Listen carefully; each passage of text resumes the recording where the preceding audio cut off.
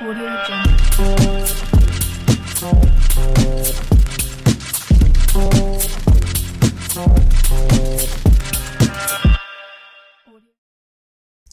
Bonsoir, bienvenue à cette dernière intervention de notre salon des études supérieures en Espagne.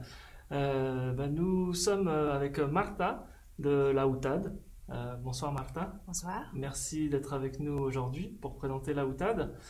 Donc la UTAD, université un peu à part dans le paysage des universités espagnoles. Explique-nous un peu ce que fait la UTAD et qu'est-ce qui a été à l'origine de la création de la UTAD. D'accord. Bon, merci de cette opportunité. L'UTAD est une jeune université née il y a presque 9 ans et de la main de compagnies et dans le monde de l'animation, les jeux de vidéo et les logiciels. Et pour vous raconter un peu leur histoire, ils ont commencé dans les années 90 à distribuer des jeux de vidéo et après ils ont finalement créé leur propre jeu qui était Commandos. Et Commandos a connu un grand succès mondial. Alors après ça, ils ont décidé aussi de fonder un studio d'animation, Ilion Animation Studios. Ils ont lancé des films comme Planet 51 ou Morta de Filemon et aussi Wonder Park, que c'était une production avec Paramount Pictures. Alors ils ont commencé à travailler avec les Américains. Et finalement, l'étude a été acquise par Skydance Animation Studios et maintenant les studios américains et ils se trouvent dans le même campus. Alors, ces groupes de compagnies, ils ne trouvaient pas les profils professionnels qu'ils cherchaient. Et ils ont décidé en 2011 de fonder cette université. Et parce qu'ils cherchaient des profils très spécialisés et des profils professionnels techniques avec une forte composante artistique et des profils professionnels artistiques avec une forte compréhension de la technique. Et ça n'était pas facile de trouver, alors c'est pour ça qu'ils ont lancé l'université. On n'est jamais mieux servi que par soi-même. Donc ils ont lancé leur université. Donc, et le studio d'animation Ilion est toujours d'ailleurs sur le campus de la UTAD. Oui, c'est ça. Alors il y a beaucoup de professionnels du studio qui viennent à l'université à donner les classes, à impartir, à enseigner, et avec nous. Donc il y a un vrai mélange entre les professionnels et les étudiants qui se côtoient au quotidien sur le campus. Oui, c'est ça, complètement. Et du coup, donc, la UTAD, quelle formation proposez-vous? Comment ça se passe?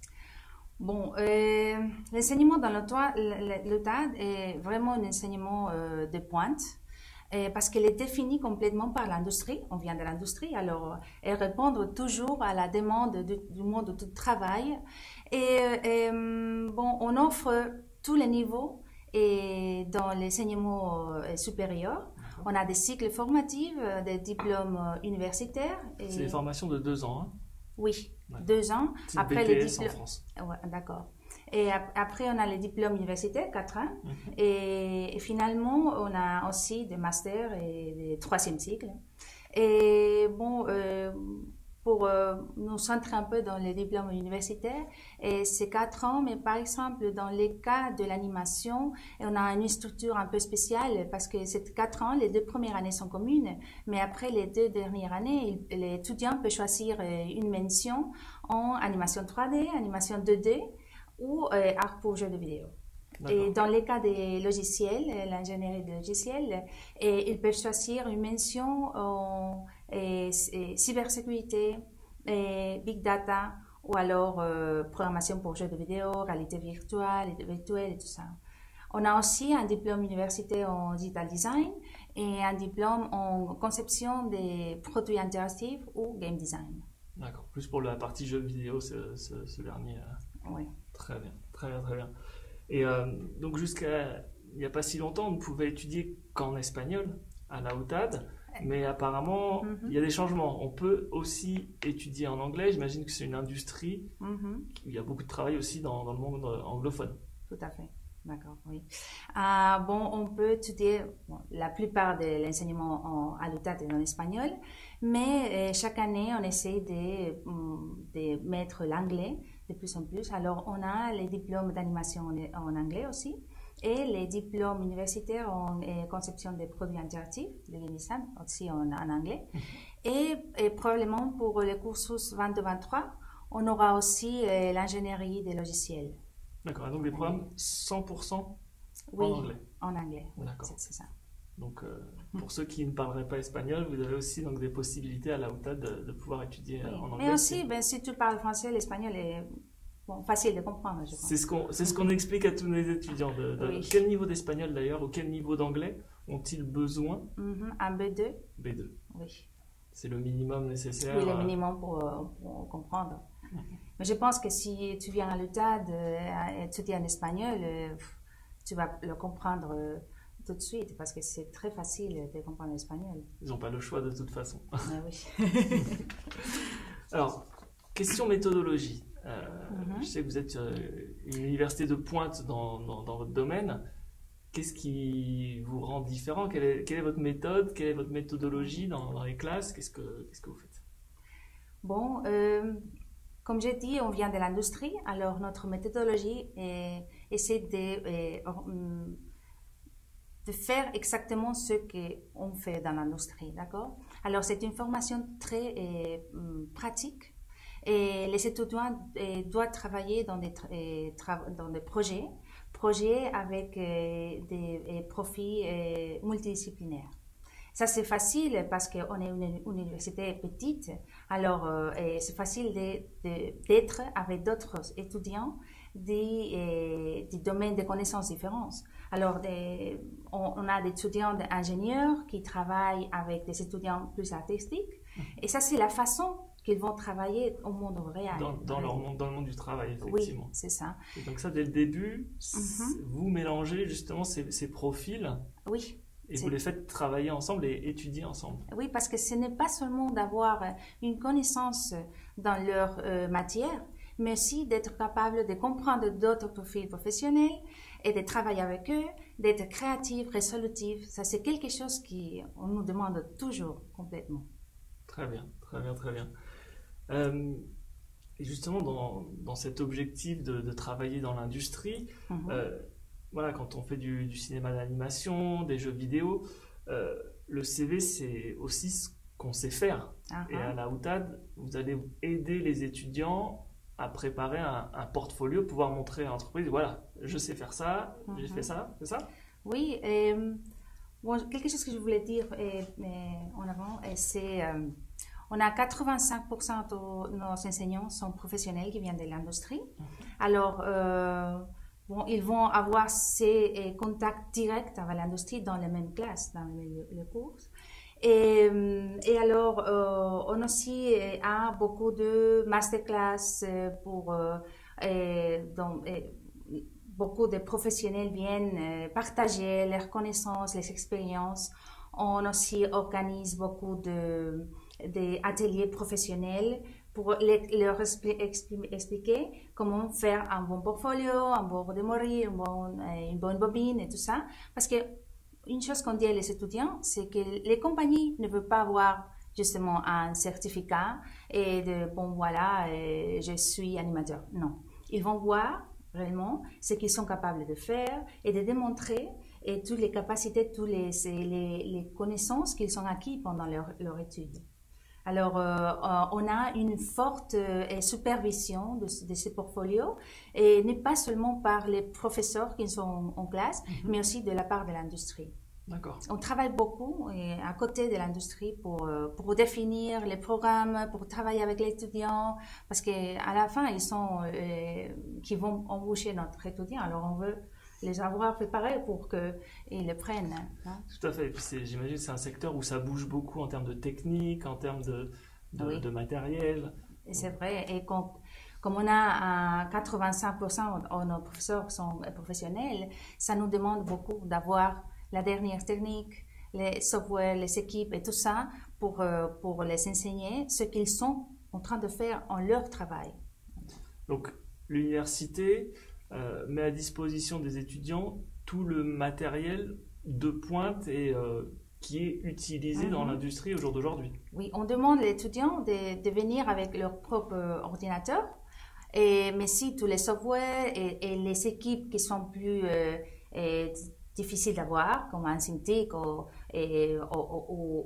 équipe de computation graphique très fort, alors on le donne dans l'université, bien sûr.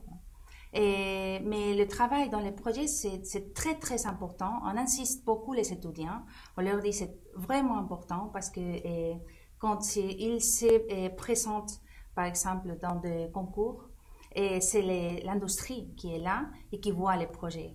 Et ce n'est pas en vain qu'on a gagné. On est l'université la plus qui a gagné les plus prix pendant les dernières années. Et nos étudiants ont acquis des prix en Finance Studios, Summa 3D, PlayStation Awards, et même en dehors de l'Espagne, en South by Southwest, en Texas. Et aussi, par exemple, nous sommes classés comme la 6e université du monde pour étudier les jeux de vidéo, selon School Education. Et aussi, on est placé comme la 3e université en insertion professionnelle, selon LinkedIn, après Breda et Isar. Et ça, c'est tout pour les projets. Parce qu'ils travaillent vraiment dur. Il y a une forte charge de travail, mais c'est la seule façon de travailler selon qu'ils veulent. Alors justement, le travail, et c'est vrai que vous avez gagné de nombreux prix. Hein, quand on va vous rendre visite, on voit, il y a même, je crois, un Goya. Oui. Enfin, bon, bah, c'est pour le film Planet 51. Mais voilà, vous avez de nombreux prix. Le quotidien d'un étudiant à la UTAD, c'est quoi? Il vient en cours 3 heures et il s'en va ou... Bon, normalement, notre étudiant, il reste beaucoup à l'université. C'est vrai que maintenant, avec la pandémie, c'est pas si possible, mais dans une année normale, ils restent à l'université presque toute la journée. Parce qu'ils adorent, c'est une formation, une éducation très vocationnelle. Ils adorent ce qu'ils font. Et alors, ils travaillent beaucoup. Il faut être prêt à travailler. Quand on va dans ce genre d'études, c'est vraiment comme tu le dis, vocationnel, il faut aimer ça et ça demande beaucoup de travail pour arriver à... Oui, mais ils sont contents. Ils sont contents. Oui. Bon, c'est le plus important. Ils aiment ce qu'ils font, alors c'est bien. Et alors, du coup, les débouchés professionnels, parce que le cinéma d'animation, on peut penser à des studios, mais quand on étudie les designs de produits, etc., enfin de produits digitaux, qu'est-ce qu'on fait comme métier? Bon, alors, les débouchés professionnels, par exemple, pour un animateur, sont riches et vastes. Alors, il y a beaucoup de métiers dont ils peuvent travailler. Parce que normalement, on pense dans un film d'animation 3D, mais on peut trouver un étudiant travaillant dans un studio de publicité ou un film d'image réelle pour faire les effets spéciaux ou par exemple dans un jeu de vidéo. Alors, il y a plusieurs matières ou des métiers dont ils peuvent travailler. Et on nous demande beaucoup s'il faut savoir dessiner pour entrer dans l'université et étudier animation. Et ça dépend de la vocation de l'étudiant, parce que si tu veux être un dessinateur ou conceptualisateur des personnages, bien sûr, il faut que tu dessines. Mais si tu veux être travailler comme un rigueur ou un spécialiste en effets visuels, alors c'est pas nécessaire de savoir dessiner. C'est plus un technicien. Oui, c'est plus un technicien. Et quand on parle par exemple d'un game designer, c'est un poste clé dans la production d'un jeu. Et il doit conceptualiser les jeux complètement, et les niveaux, et comment les joueurs vont jouer finalement. Alors, c'est un poste clé, mais qui travaille avec beaucoup de professionnels, avec les artistes et les programmateurs. Alors, ils doivent avoir une tête ouverte. Ils restent fidèles à ce métier.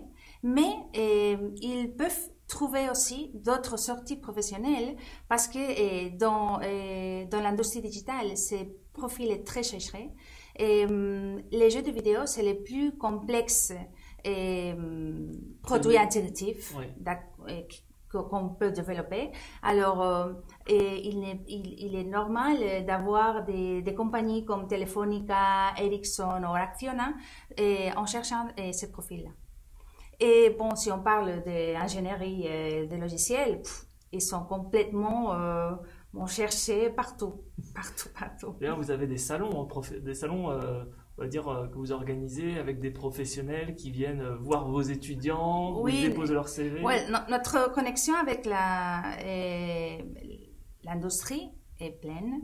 Et bien sûr, on offre nos étudiants les stages en dernière année pour être en contact. Les stages. Les stages, oui, à les différentes compagnies pour avoir une connaissance de comment travailler, d'accord? Mais aussi, bien sûr, on organise des événements.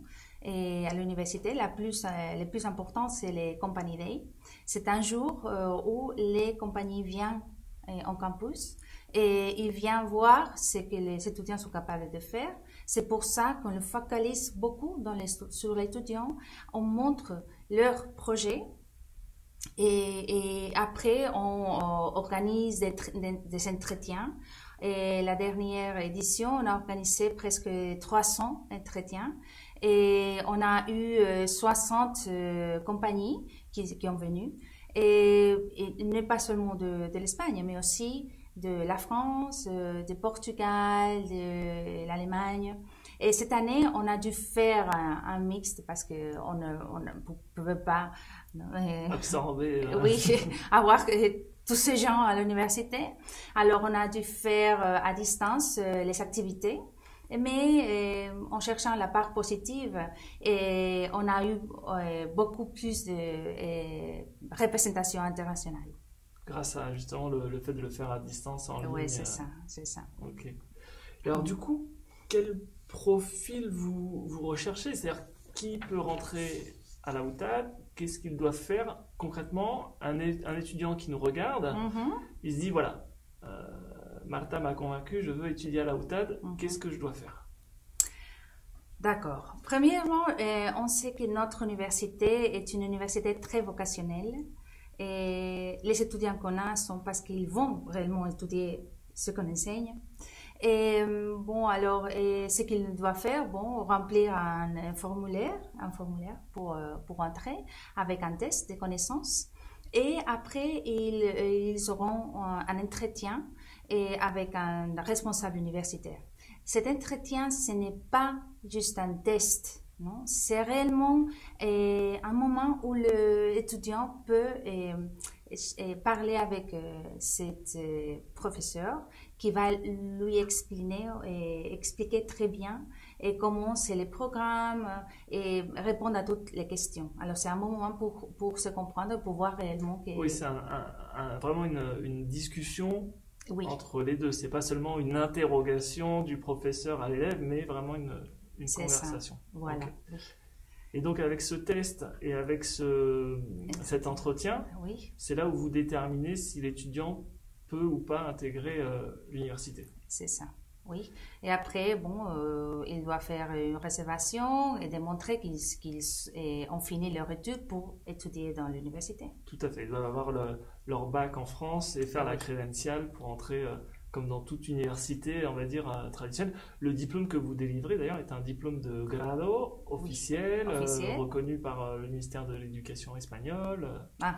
C'est ça, c'est complètement officiel. Et c'est pour ça qu'ils doivent présenter la crédentiale pour pouvoir étudier chez vous. C'est ça, oui. Okay.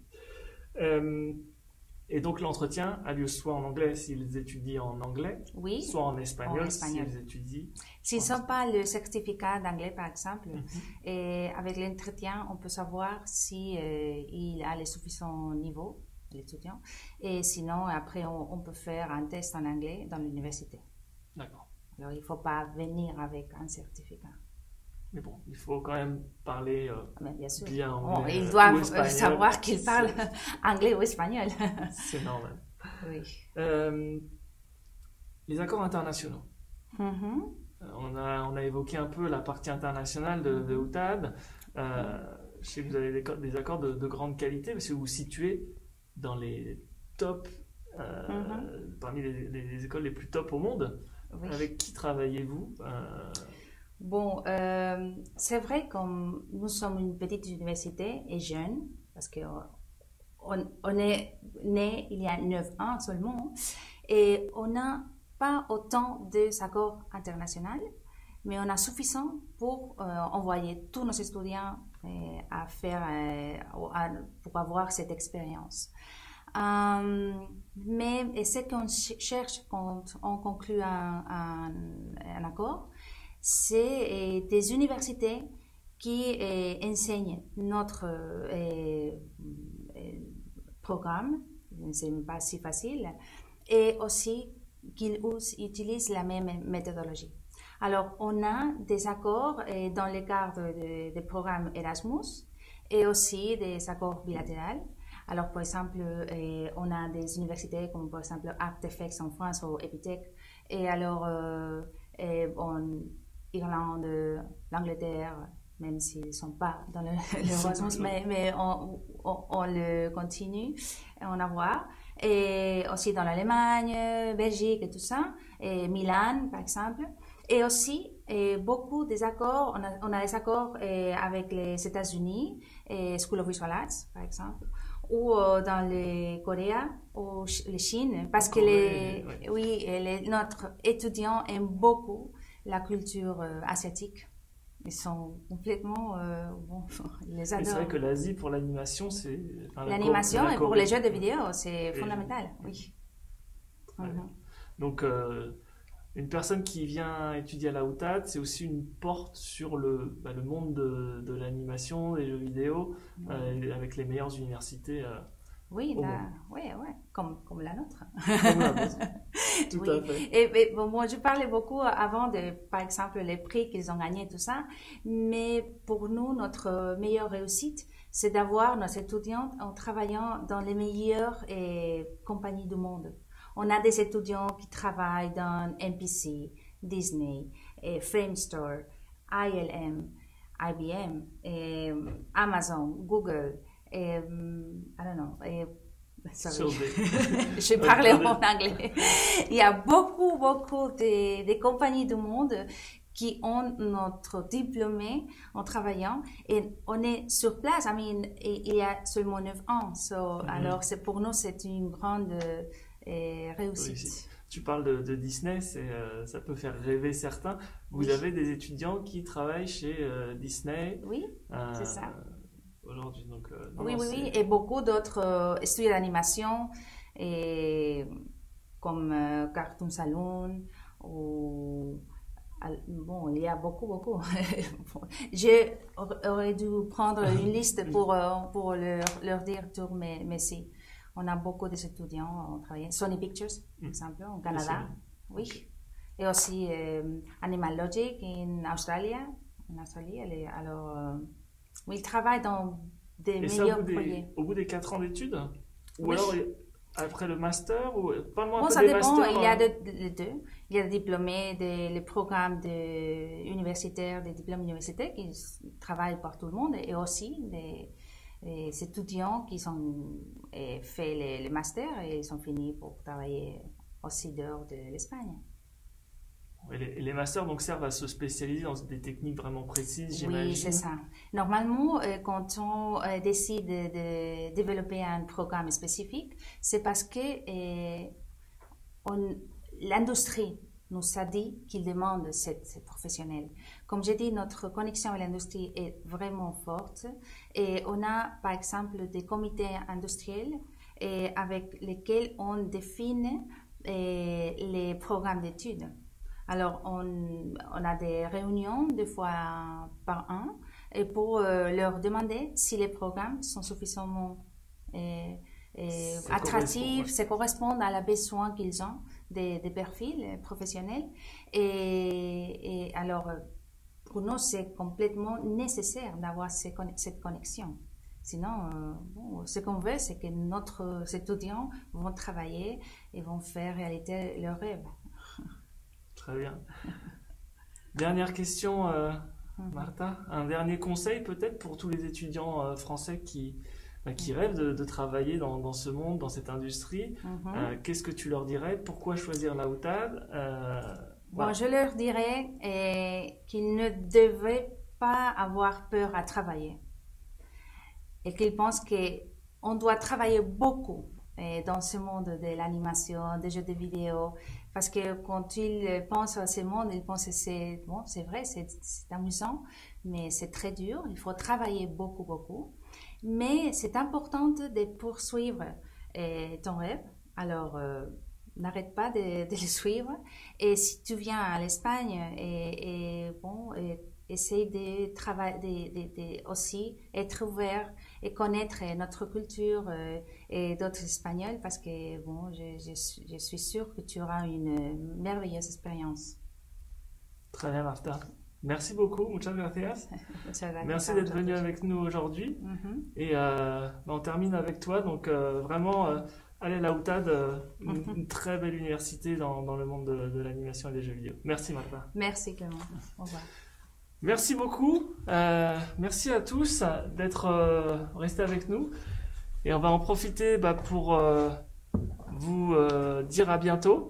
Il y a Nathalie et Caroline qui m'ont rejoint. Et voilà, vraiment, merci à tout le monde de nous avoir suivis, d'avoir été là pendant ces 2 jours et d'avoir suivi vraiment tous les intervenants, et un grand merci aux intervenants, aux universités, aux partenaires qui ont été avec nous. J'espère que ça a été utile. N'oubliez pas notre événement Facebook pour continuer à poser vos questions, et puis évidemment notre site internet www.francespagne-education.net.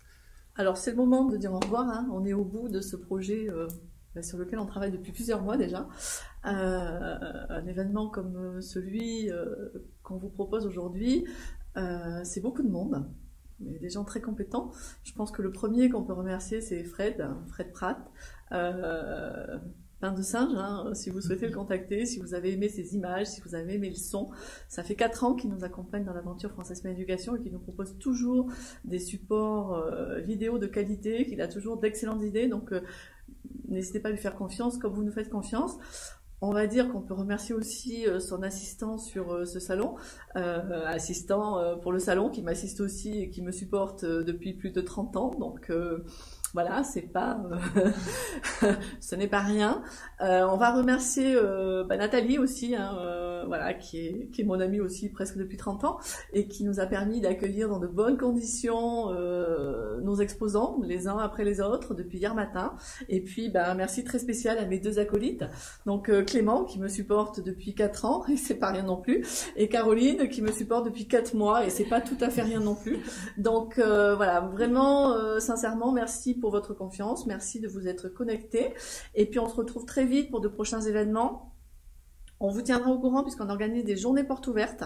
On ne sait pas encore la date, le Covid et les confinements à venir vont dicter le calendrier, mais en tout cas on a encore plein de rendez-vous, des réunions d'information toutes les semaines en ligne pour avoir des précisions par rapport aux informations que vous avez eues, et on a demandé à tous nos exposants donc de mettre sur l'événement Facebook les réponses aux questions que vous leur poserez entre le 18 et le 22 janvier. Donc si vous avez encore des questions, rendez-vous dans l'événement Facebook de ce salon, dans la discussion. Vous avez un post qui présente chacun des exposants, et chacun des exposants devrait vous répondre aux questions que vous auriez encore à leur poser. Merci beaucoup, et puis on espère vous retrouver l'année prochaine sur les salons physiquement, hein, en France, on espère vraiment à Bordeaux, qu'on pourra vous voir, à Toulouse, à Lyon. Au revoir et encore merci. Merci. Au revoir. Merci beaucoup. Au revoir. Audio